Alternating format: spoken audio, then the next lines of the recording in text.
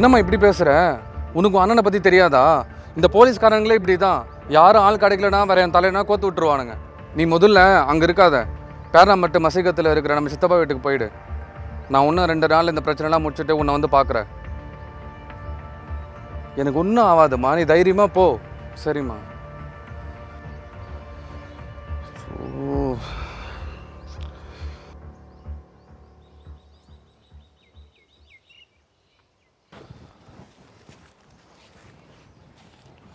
என்ன தம்பியாச்சு? போலீஸ் வீட்டுக்கு வந்து விசாரிச்சுட்டு போயிருக்காங்கண்ணா. ஐயோ, போலீஸ் எப்படிப்பா வீட்டுக்கு வந்தாங்க? அதானே எனக்கும் ஒன்றும் புரியல. ஒருவேளை அவனுக்கு போட்டு கொடுத்துருப்பானுங்களோ? அதானே எனக்கும் தோணுது. நண்பனுங்கன்னு நினச்சேன், இப்படி துரோகியை மாதிரி முதுல குத்துவானுங்க நினச்ச கூட பார்க்கலண்ணே. அவனுங்களை ஏதாச்சும் ஒன்று பண்ணணுண்ணே. தம்பி, அவங்கள அப்புறம் பார்த்துக்கலாம். முதல்ல இந்த பிரச்சனை எப்படி தப்பிக்கணும்னு சொல்லி வழி சொல்லுப்பா. மைண்டே வேலை செய்யலைண்ணே, யோசனையே வர மாட்டேங்குது. சரி, ஃப்ரீயாக விடுப்பா. கொஞ்ச நேரம் ஆனால் யோசனை தானாக வரும், அப்புறம் பார்த்துக்கலாம். ஆமாம், உனக்கு தங்கச்சி இருக்குன்னு சொல்லவே இல்லை. ஆமாண்ணே, ஒரே ஒரு தங்கச்சி.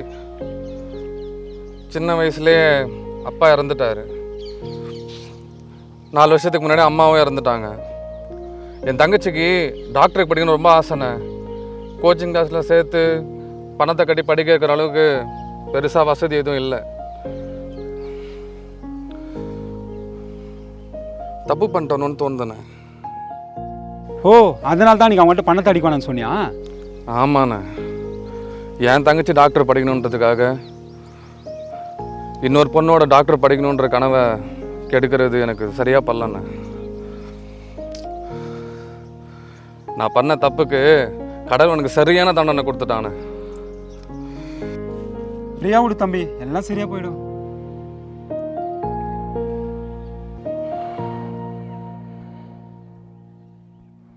கிஷோர், வயசு 27, +2 படிக்கிற அவன் தங்கச்சிக்காக நோட் புக்ஸ் வாங்கியிருக்கான் மேடம். அதோட பில்லு தான் மேடம் அது. அவன் வீட்டில் விசாரித்தேன் மேடம், அவங்க தங்கச்சி மட்டும்தான் இருக்காங்க. ஏதோ மதுரைக்கு வேலை விஷயமா போயிருக்கானா. வரத்துக்கு இன்னும் 2 நாள் ஆகும்னு சொல்லியிருக்காங்க. வந்த உடனே ஸ்டேஷனுக்கு வர சொல்லியிருக்கேன். அவனோட ஃபோன் நம்பர் வாங்கியிருக்கேன் மேடம். ஃபோன் பண்ணேன், எடுக்கலை. ட்ரை பண்ணிட்டே இருங்கண்ணே. ஃபோன் எடுத்தானா சொல்லுங்க. சரிங்க மேடம். அந்த பணம் கொடுத்தாரு ஏகாம்பரோ, அவரோட வீடு எங்கே இருக்கு? கச்சாலம் தெரு தான் மேடம், பக்கத்தில் தான் இருக்குது. சரி, வாங்க விசாரிச்சு பார்ப்போம். சரிங்க மேடம். நடந்தது கேள்விப்பட்டோம் மேடம். பொண்ணு பாஸ் ஆகிடுச்சு, டாக்டருக்கு படிக்க வைக்கணும் அப்படின்னு சொல்லிவிட்டு நிலத்தையும் வீட்டையும் வச்சு பணத்தை கேட்டார். ரெடி பண்ணி கொடுத்தேன். ஆனால் கடைசியாக இந்த மாதிரி நிலமை வரும் நான் எதிர்பார்க்கவே இல்லை. உங்களுக்கு யார் மேலேயாவது சந்தேகம் இருக்கா? நமக்கு ஊரில் வேண்டாதப்பட்ட நிறைய பேர் இருக்கா, அதெல்லாம் யாரையும் நம்ம சொல்ல முடியாது. ஆனால் சோமுக்கு தான் அப்படி யாரும் இருக்க மாட்டாங்கன்னு நினைக்கிறேன். ஆனால் நல்ல மனுஷன் மேடம். பணத்தை எப்போ கொடுத்தீங்க? கூட யாரெல்லாம் இருந்தது? மதியம் ஒரு 3 மணி இருக்கும். 3 மணி பேங்க்லேருந்து அப்போ பணத்தை எடுத்துகிட்டு வந்தேன். வந்த உடனே கேட்ட உடனே கொடுத்துட்டேன். கொடுக்கும்போது ஆனால் கூட யாரும் இல்லையே. பேங்க்ல இருந்து எடுத்துட்டு வந்தீங்களா? எந்த பேங்க்கு? பாலாஜா, நம்ம இந்தியன் பேங்க் தான் மேடம். அக்கௌண்ட் நம்பர் சொல்லுங்க. அண்ணா நோட் பண்ணிக்கோங்க.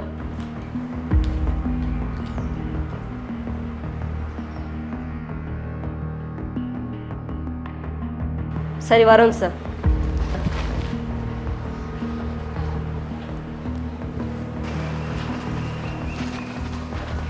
அண்ணா, சொல்லுங்க மேடம். பேங்க்குக்கு போய் இந்த அக்கௌண்ட்லேருந்து வித்ட்ரா ஆன பணத்தோட சீரியல் நம்பரை வாங்குங்க. வாங்கினதும் இந்தியாவில் இருக்க எல்லா மாலு, ஸ்டேஷனு, பேங்க்கு ஒன்று விடாமல் எல்லா இடத்துலையும் இந்த சீரியல் நம்பரை கொடுக்குறோம். கொள்ளடிச்ச பணத்துலேருந்து 100 ரூபாவை அவன் செலவு பண்ணணும்னு நினச்சா கூட தொக்கா மாட்டிப்பான். மாட்டுவீங்கடா.